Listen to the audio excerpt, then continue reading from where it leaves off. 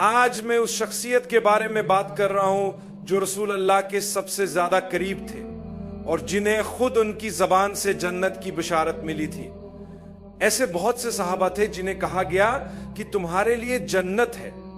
ایک موقع پر ایک ہی مجلس میں 10 صحابہ کے نام ذکر کیے گئے جنہیں جنت کی بشارت دی گئی تھی۔ ان میں سب سے پہلے حضرت ابو بکر صدیق کا نام آیا۔ میرے پاس آج آپ سے بات کرنے کے لیے صرف چند منٹ ہیں، اس لیے میں آپ رضی اللہ عنہ کی پوری زندگی پر بات نہیں کروں گا۔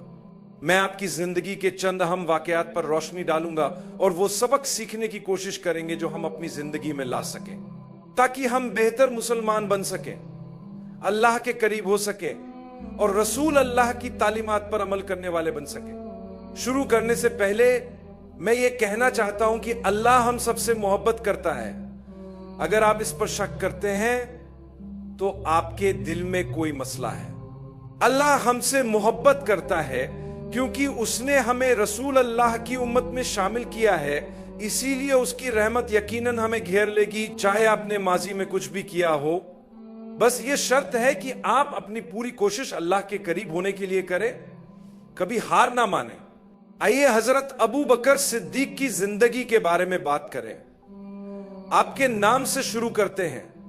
زیادہ تر لوگ آپ کو ابو بکر کے نام سے جانتے ہیں، لیکن کیا آپ جانتے ہیں کہ یہ آپ کا اصلی نام نہیں تھا؟ ابو بکر آپ کی کنیت تھی۔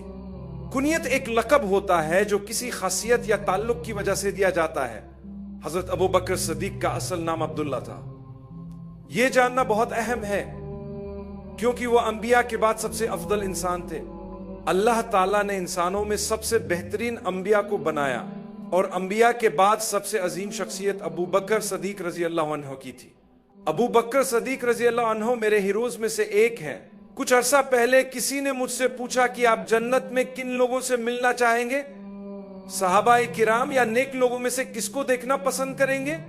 تو میں نے فوراً کہا ابو بکر صدیق رضی اللہ عنہ، اور ظاہر ہے انبیاء کے بعد میں ان کے ساتھ رہنا چاہوں گا کیونکہ آپ کی ایسی خوبیاں تھیں جن سے ہمیں بہت کچھ سیکھنے کی ضرورت ہے۔ صدیق کا لقب ابو بکر رضی اللہ عنہ کو بعد میں ملا کیونکہ آپ نے اپنی زندگی کے ایک مرحلے میں یہ پہچان لیا کہ آپ کے دوست محمد بن عبداللہ جھوٹے نہیں ہو سکتے۔ جب بھی رسول اللہ کچھ فرماتے تو حضرت ابو بکر فوراً بغیر کسی شک و شبہ کے اس پر یقین کر لیتے۔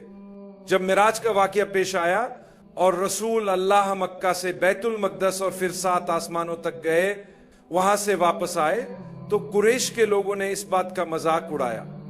وہ حضرت ابو بکر کے پاس گئے اور بغیر یہ بتائے کہ یہ کس نے کہا، یہ واقعہ بیان کیا۔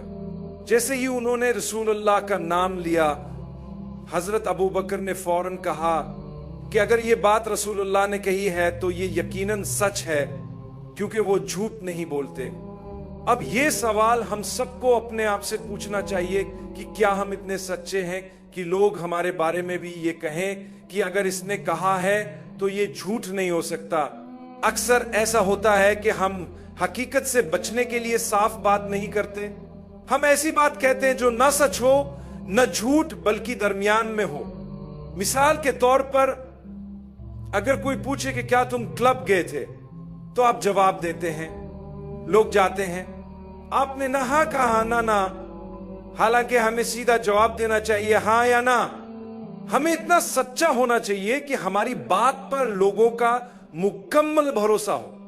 اگر ہم کسی سے کوئی وعدہ کریں تو لوگ سمجھے کہ یہ وعدہ پورا ہوگا۔ اگر ہم نے ایسا نہ کیا تو ہم نے لقب صدیق سے کچھ نہ سیکھا۔ حضرت ابو بکر رسول اللہ کے 2 سال بعد پیدا ہوئے تھے۔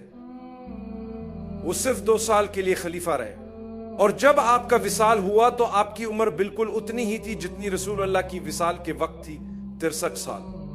چونکہ حضرت ابو بکر 2 سال بعد پیدا ہوئے اس لیے آپ کا وصال بھی 2 سال بعد ہوا۔ اب سوچنے کی بات یہ ہے کہ آپ اس وقت کتنی عمر کے ہیں۔ اگر آپ کی عمر 40 سال کے قریب ہے تو یاد رکھیں کہ اللہ کے سب سے محبوب بندے نے اس کے بعد 23 سال مزید زندگی گزاری۔ تو آپ کو فکر کرنی چاہیے، لیکن اس کے ساتھ امید بھی رکھنی چاہیے۔ اللہ نے وعدہ کیا ہے کہ جو لوگ کوشش کرتے رہتے ہیں اور توبہ کرتے ہیں وہ انہیں جنت میں لے جائے گا۔ مجھے یقین ہے کہ اگر میں یا آپ آج مر جائیں تو ہم اس جگہ سے کہیں بہتر جگہ پر جائیں گے جہاں آج ہم زندہ ہیں۔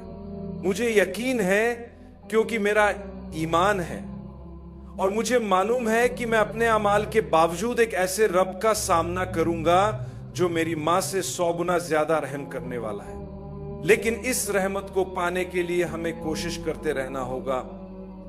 جب بھی ہم غلطی کریں اللہ سے معافی مانگیں اور اپنے اعمال کو بہتر بنانے کی کوشش کریں، جان بوجھ کر برے اعمال کا منصوبہ نہ بنائیں۔ ابو بکر صدیق کی جوانی کے چند واقعات ہیں جنہیں ہمیں جاننا چاہیے۔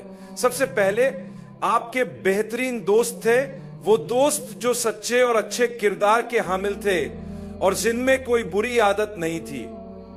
دوسرا، آپ نے کبھی شراب کو ہاتھ تک نہیں لگایا، حالانکہ اس وقت شراب کی ممانعت کا حکم نہیں آیا تھا۔ شروع سے ہی آپ نے اس سے پرہیز کیا، کیونکہ آپ نے دیکھا کہ جو لوگ شراب پیتے ہیں وہ اپنا دماغ کھو بیٹھتے ہیں اور عجیب حرکتیں کرتے ہیں، تو آپ نے فرمایا یہ میرے لیے نہیں ہے۔ میں نے اس بات پر کام کیا ہے اور میں چاہتا ہوں کہ آپ بھی اس پر عمل کریں، اپنے بچوں کو سمجھنے کی کوشش کریں۔ حضرت ابو بکر صدیق کے بہترین دوست تھے، اور اس سے ہمیں یہ سبق ملتا ہے کہ اچھے دوستوں کا انتخاب کتنا اہم ہے۔ اگر آپ ایک اچھا انسان بننا چاہتے ہیں تو سب سے پہلے اپنے دوستوں کو دیکھیں، اپنے ملنے جلنے والے لوگوں پر غور کریں۔ یہ نصیحت میں اپنے بچوں کے لیے بھی کرنا چاہتا ہوں اور آپ کے بچوں کے لیے بھی۔ جب آپ کے بچے یونیورسٹی جانے لگیں یا بڑے ہو رہے ہوں تو 2 چیزیں کریں، ان کے ساتھ تعلق قائم کریں، کیونکہ یہی تعلق مسائل کو حل کرے گا۔ ان کے دوستوں کے انتخاب میں رہنمائی کریں۔ بہت سے والدین کہتے ہیں کہ میری بیٹی یا بیٹا غلط راستے پر چل پڑے ہیں، برائے کرم ان سے بات کریں۔ لیکن حقیقت یہ ہے کہ بطور والدین ہمیں ان کے ساتھ تعلق مضبوط بنانا چاہیے تھا، ان کے ساتھ وقت گزارنا چاہیے تھا۔ مسائل اکثر اس لیے پیدا ہوتے ہیں کہ ہم نے ان کے ساتھ رشتہ قائم کرنے میں غفلت کی ہوتی ہے۔ حضرت ابو بکر صدیق کی زندگی سے ہمیں یہ سبق ملتا ہے کہ اچھے دوست آپ کی زندگی پر مثبت اثر ڈال سکتے ہیں۔ آپ کے بہترین دوست رسول اللہ تھے، اور یہ دوستی آپ کی شخصیت پر گہرا اثر رکھتی تھی۔ یاد رکھیں، دوستوں کا اثر بہت گہرا ہوتا ہے۔ اگر آپ کے بچے کے دوست اچھے ہوں گے تو وہ اچھے کاموں کی طرف مائل ہوں گے، لیکن اگر ان کے دوست غلط راستے پر ہوں گے تو وہ بھی ان کی طرح راستے سے بھٹک سکتے ہیں۔ یہی وہ چیز ہے جو میں نے حضرت ابو بکر صدیق کی زندگی سے سیکھی، اور یہ ایک بہت قیمتی سبق ہے۔ تو آپ نے کبھی شراب نہیں پی، اور ایک اور بات، آپ شروع سے ہی بتوں کی عبادت نہیں کرتے تھے۔ یہ ایک اہم نقطہ ہے جو ہمیں جاننا چاہیے۔ اس کا مطلب یہ ہے کہ دنیا میں جو کچھ ہو رہا ہے، چاہے وہ کتنا ہی اچھا لگے، اگر آپ کی سمجھ کے مطابق وہ غلط ہے تو اس میں شامل نہ ہو، خود کو روکیں اور پیچھے ہٹ جائیں۔ حضرت ابوبکر صدیق کو کس نے بتایا کہ لکڑی، پتھر، کھانے پینے کی چیزیں یا بتوں کی عبادت کرنا غلط ہے؟ کسی نے نہیں بتایا، سب لوگ یہی کرتے تھے۔ قریش کے سب لوگ اس میں شریک ہوتے تھے، سوائے چند لوگوں کی جیسے حضرت ابوبکر صدیق اور ان کے دوست رسول اللہ کے، جو اس وقت اللہ کے نبی نہیں تھے۔ حضرت ابوبکر صدیق نے نہ تو بتوں کی عبادت کی، نہ شراب پی۔ آپ ایک کامیاب تاجر تھے، آپ بہت مالدار تھے اور مکہ میں معروف اور محترم تھے۔ آپ نے قریش سے سنا کہ رسول اللہ یہ کہہ رہے ہیں کہ بتوں کی عبادت نہ کرو، صرف اللہ کی عبادت کرو۔ تو آپ اپنے دوست کے پاس گئے، آپ نے کہا میں نے سنا ہے کہ آپ فرما رہے ہیں کہ بتوں کی عبادت نہ کرو، اپنے آباء و اجداد کی غلط رسومات چھوڑ دو اور صرف اللہ کی عبادت کرو۔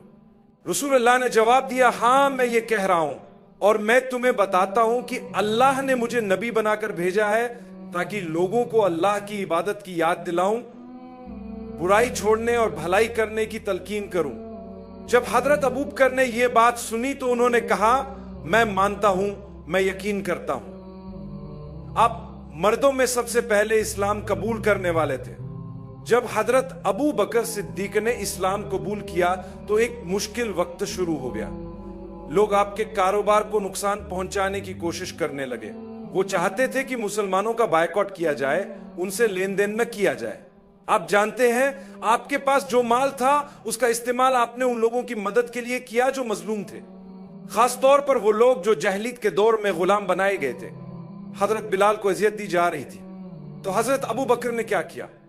آپ نے امیہ بن خلف کے پاس جا کر کہا میں اس غلام کو خریدنا چاہتا ہوں۔ امیہ نے جواب دیا یہ فروخت کے لیے نہیں ہے۔ حضرت ابو بکر نے بڑی قیمت ادا کر کے حضرت بلال کو خرید لیا اور فوراً آزاد کر دیا تاکہ ان پر مزید ظلم نہ ہو۔ آپ نے صرف حضرت بلال کو ہی نہیں بلکہ کئی اور مظلوموں کو بھی آزاد کروایا، ان کی فہرست کافی طویل ہے۔ اس کے علاوہ جن لوگوں کو آپ جانتے تھے ان کے پاس جا کر یہ پیغام دیا محمد صلی اللہ علیہ وسلم جو ہمارے دوست اور اللہ کے نبی ہیں، وہ ہمیں صرف اللہ کی عبادت کرنے اور برائیوں سے دور رہنے کی تعلیم دے رہے ہیں۔ اسی دعوت کے نتیجے میں حضرت عثمان سمیت کئی لوگ اسلام قبول کرتے گئے۔ یہ سب حضرت ابو بکر کی کوششوں کا نتیجہ تھا۔ کیا آپ کو ان 10 خوش نصیب صحابہ کے نام معلوم ہے جنہیں جنت کی بشارت دی گئی تھی؟ ان میں سے اکثر کو اسلام کی دعوت حضرت ابو بکر نے دی تھی۔ ابو بکر صدیق رضی اللہ عنہ ہمیشہ رسول اللہ کے ساتھ کھڑے رہے، چاہے کتنی بھی مشکلات کیوں نہ ہوں۔ وہ ہر جنگ میں شریک ہوئے اور اسلام کے دفاع میں اپنا کردار ادا کیا۔ جب رسول اللہ بیمار ہوئے تو آپ نے ابو بکر رضی اللہ عنہ کو نماز پڑھانے کا حکم دیا۔ یہ آپ کی عظمت کی نشانی ہے۔ رسول اللہ کے وصال کے بعد ابو بکر رضی اللہ عنہ نے خلافت سنبھالی اور صرف 2 سال کے عرصے میں اسلام کی بنیادیں مضبوط کر دی۔